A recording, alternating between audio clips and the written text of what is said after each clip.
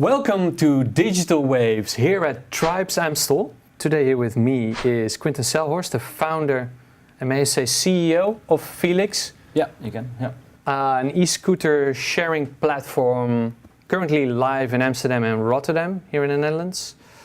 Only in Amsterdam, but we're going to launch soon in Rotterdam in about 2 to 3 weeks. Yeah. We'll get back to that on that soon. So we're in this room, a bit of a history for you. It is. This is where you taped your first video commercial? Yeah, correct. Yeah. So before we had any scooters operational in Amsterdam, we needed to show the crowd what we would like to do, and we were busy with a crowdfunding campaign. Mm-hmm. So we needed to make sure that we had a commercial to put out there in order to raise the money we needed. And this was one of the rooms where we actually had the commercial being shot. Mm-hmm. Yeah. So good ground for you, so I hope you feel welcome today. I am, yeah. And on that note, a slight congratulations would be welcome as well. You're named by Wired, one of the most influential tech magazines in the world, I would say, as one of Europe's 100 hottest startups. Yeah, correct. So how did that happen? Well, I don't know exactly how it happened because I wasn't there when they made the choice in terms of the different startups. But what I do know is that I think we have been able to show that we were capable of raising quite a lot of funding in the last 2 years. How much? In total 4.1 million so far, and we also did it with partly debt financing, which makes it really attractive for informal investors which are investing on the holding company. And we were able to show that we were capable of scaling up the company in terms of the commercial side very rapidly. And I think that those two ingredients were one of the most important reasons why we were one of the 100 best startups in Europe, according to Wired. Yeah. Happy with the article as well? I was very happy. I was very pleased with it. Unfortunately, the information in the article was not 100% correct. It was a little bit outdated. But yeah. Other than that, very, very proud to be there. Yeah. So you were just mentioning debt financing. We had an interview quite recently with Leapfunder, which does convertible notes, but also equity funding. So how does debt financing for a startup work? Well, I think one of the advantages we have is that we have actual collateral in terms of the assets, the scooters, which provides a certain amount of value. And that allows us to finance with the crowd the electric scooters we need. And we can do that by issuing bonds. And that makes our company also much more scalable because then we can raise on the holding level with equity the working capital, and then we can finance the scooters with that financing. And a really important milestone for us is that in the latest round in Rotterdam, we had a total financing of 2 million of the assets there. ABN AMRO Lease was one of the partners which financed the fleet, and that's both provides us with a very good validation, as well as the intention to grow together.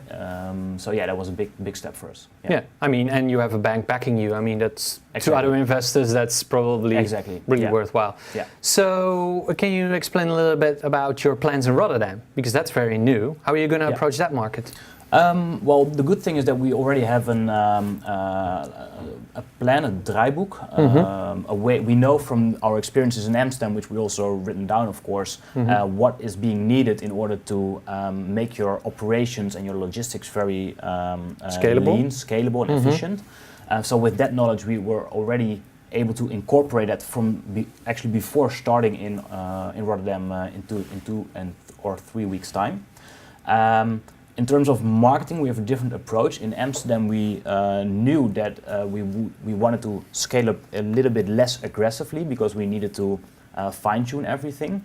And then we didn't do a lot of marketing because we are currently at the tops of the amount of rides we can do on a daily basis.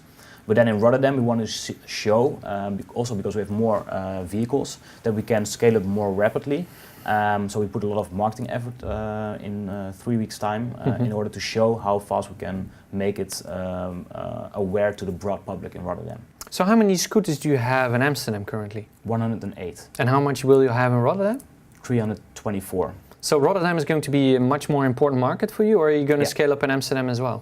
Well, we want to scale up in Amsterdam as well, but for the moment that's not possible due to the regulatory issues with the city of Amsterdam.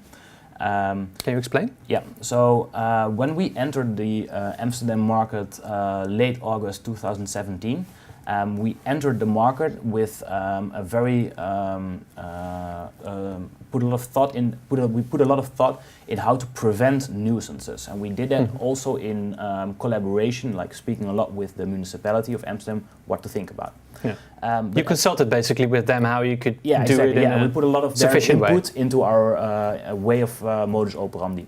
But at the same time, there was also this introduction of a lot of bike sharing schemes, partly from Dutch entrepreneurs, but also some of the large Chinese entrepreneurs, and they didn't put a lot of effort in it. Yeah, they just basically dumped their bikes on the road, right? Exactly, yeah. And there are two fundamental issues with the bike sharing schemes as we have seen it in the past. And one thing is that most of the bikes are very cheap. So a bike from China is about $50, and it's more expensive to actually repair it, get it out of the physical domain, repair it and place it back, than to place a new one into the physical domain. So there's already one issue, because then you get a lot of zwerffietsen. Bikes laying around in town. There's no English word for that. Yeah, exactly, yeah. So, and the other one, and that's even more important one, because we can see the same kind of problem with the electric steps, which are called the electric scooters in the US. They have the same problem, is that you cannot... Like which companies? Like Bird, like Lime Bike, Spin, and I think there's also one starting in Amsterdam, or wants to start in Amsterdam. Yeah. But anyway, they have the same problem as the bikes, and that is that you cannot pinpoint lost ownership. And the reason for that is that while our electric scooters, just like cars, are very heavy, they weigh about 120 kilograms, so you cannot pick them up and put them on the sidewalk, throw them away. And that is something you can do with the bikes and also with the e-step. So even though the customers of the bike sharing companies might park their bikes in a bike rack, if it's not being used for 2 days, I don't know, 1 day, 3 days, and I as a neighbor want to put my bike in there, then I will throw it away on the sidewalk and put my own bike in it. But the problem is nobody is responsible, because I as an operator do not know if it's my customer or the client. But does that also give you a little bit of a nasty image as well alongside of these sharing platforms? Is that something that you noticed? That's also definitely something which we suffered from a lot, because which is totally understandable for the press and for the general public. It's kind of difficult to see the differences between a bike and an electric scooter, because they have both the wheels, and you get in the whole discussion, the heated discussion, you're being generalized with the bike shares. The big difference, however, is that we have not only our scooters are very heavy, but we also have a standard lock which we invented, which put a metal pin through the central stand, so that you cannot move, you cannot push or drag the scooter, so you can actually not place it. And then we have the data which actually shows how often a scooter is wrongly parked. And that data, that proves that we do not cause the nuisances which the bike sharing and the e-steps You can actually help prevent that, or remove the scooter if it's wrongly parked within hours. It's even better because it's even better for two simple reasons actually. Because our customers know that we will always be able to trace who has been parking their scooters. We see that the natural parking habits of our customers are better, because it's not anonymous than the anonymous. Big tongue twister. Yeah, exactly. Compared to the privately owned scooters or bikes. The other one is that we make use of a technology called geofencing, and geofencing is actually, for people who doesn't know it, it's if you have like Google Maps, then you can make a service area, and within that service area, you can actually use the scooters or not use the scooters. So we can, within our service area, by making use of geofencing, exclude certain parts, where the municipality of Amsterdam says it's forbidden to park scooters. Think about all the parks in Amsterdam. Think about Leidse Square. Yeah, you don't want to have it dumped in the Vondelpark, right? Exactly, Or, exactly. Yeah, just right in the middle of Leidseplein. Yeah, so technology these days allows us to not only mitigate for stuff which we do not want to happen as a municipality, we can actually prevent it because our scooters cannot simply being parked at those places because then you get an error message saying you're out of the service area. So there is no problem in the first place.